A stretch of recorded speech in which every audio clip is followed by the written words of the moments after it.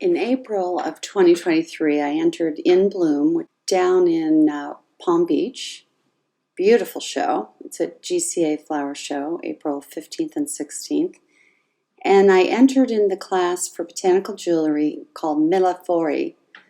Millefiori is a glasswork technique which produces distinctive decorative patterns on glassware. Mille, it's Italian for 1,000, and fiori means flowers. So essentially, I needed to make a necklace that would represent 1,000 flowers. So when I got the velvet form from the committee, I realized it wasn't very tall. And so I wanted to be able to create something that had the illusion of 1,000 flowers like the glasswork does, and yet had a focus area in the center where a medallion could rest, as you will. So I started with the medallion, and I used a gooseneck gourd that I had dried. You can get them on Etsy if you haven't been able to dry them yourself.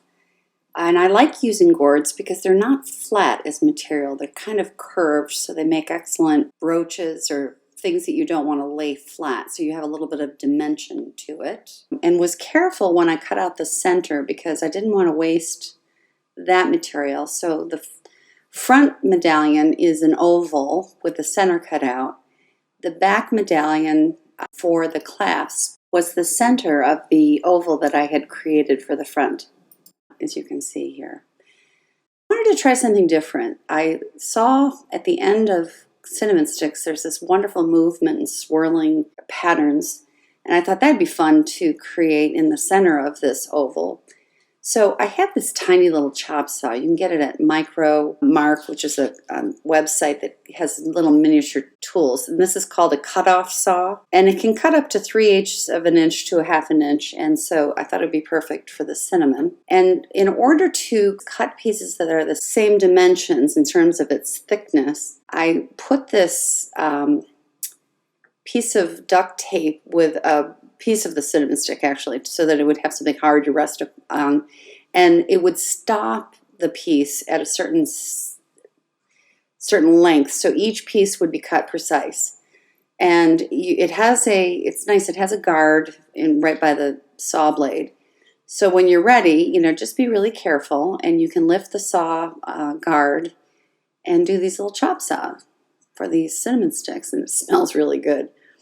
And the pieces come, you have to do several cuts because a lot of them don't last, they crush, but many were usable. And you also need different sizes because when you go to put this in to the oval, it's almost like doing a puzzle. You have to put a piece and then get another piece and maybe break another piece or sand a piece, and finally you get this pattern that I used here and glued them in. After I glued them in, I did use epoxy just to sort of secure it even better. Then I went on to start creating the beads. I wanted different shaped beads. So the first shape that I made was the round. I used macadamia nuts. And I have this little template here that you can see black that I would sand them while I'm watching TV or whatnot.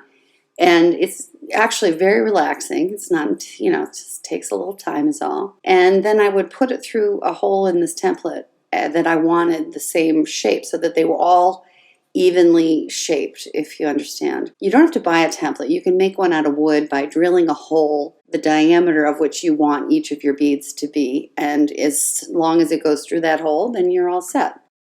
The next one I used were these baru nuts. I don't know if I'm pronouncing that right, but I got them at Whole Foods, and I really thought the shape was fun because it's sort of an elongated oval, but it has a pointy end, and I thought that would be a neat shape for a bead. Finally, I used white pepper. I don't need to explain white pepper. I didn't have to shape it or anything like that, just drill a little hole. For all of these, I drill holes in them. I put them on skewers, let them dry. I put a little white glue to adhere them to the skewers, put them on the styrofoam, let them dry. And then I will always put a little light coat of epoxy. You can see it shiny there on the left in those beads. And I use epoxy because I think it's a nice way to seal the material as well as make it a little bit more durable and have it last, forever, if you will. So this is how I do it. I drill a hole, put it on the skewer, and then I turn the skewer with the epoxy so that it will show you, how I lightly coat them. You don't need a thick coat, you just need a real light coat. And it dries overnight. That's how I start that.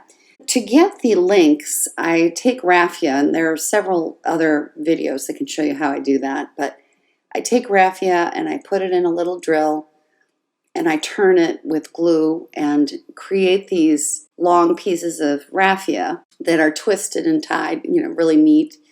And then I can put them around a skewer here because I need small pieces in order to create this movement in the raffia that I then would glue on some of the macadamia nuts after I've painted them with nail polish. So to back it up, I paint each of the beads with nail polish, and then I like to assemble or apply different plant materials to the beads to create the movement and the rhythm for the bead and not just decoratively paint. So here you can see the raffia twisted around. And then I went back and did hole punches, I'll show you in a minute, and just used a lot of different shapes for this. One of the things I used on the beautiful cobalt blue, I love that blue. It's a nail polish and real forget-me-nots.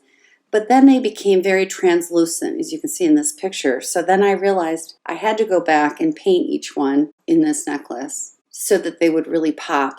And here's that hole punch I was talking about. So bees come in different shapes. You can get anything. You can get small, round, you can get squares, you can get diamonds, stars, flowers, everything. And I used circles and I used star shapes for this necklace. And although I used eucalyptus and magnolia leaves, when it came time to do the video for this, I didn't have any of that in my house at the time. So I just used a rhododendron leaf, and you can, just to show you how you can just punch it and you have all this material for a design.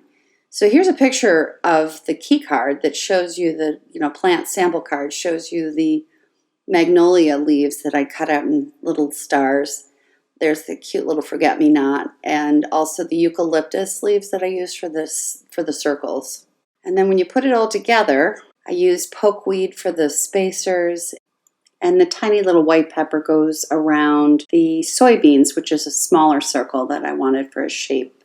And the final coat of epoxy that I like to put on everything, just to keep it shiny and fresh and, really neatens it up. I put the necklace on the actual velvet form, but I protected it with cling wrap, around underneath it so that it wouldn't get it dirty. And here it is in the show. It did well. I was very pleased. It got first place in Best in Botanical Arts, Best in Show. And so I hope you enjoyed this. If you have any questions, please feel free to email me. But enjoy.